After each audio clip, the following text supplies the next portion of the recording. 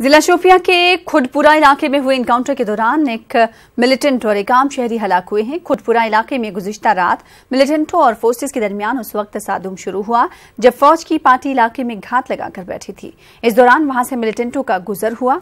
काफी देर तक फोर्सेस और मिलिटेंटों के दरमियान गोलियों का तबादला हुआ। बताया जाता है कि इलाके में 3 मिलिटेंटों की मौजूदगी से मुतालिक इत्तला के बाद फोर्सेज ने मुआसरा किया था और घात लगाकर बैठे थे। हलाक किए गए मिलिटेंट की शनाख्त बंजू पुलवामा के इरफान अहमद के तौर पर हुई है। वहीं मारे गए आम शहरी की पहचान खुडपुरा शोपियां के शाहिद अहमद मीर के तौर पर हुई है।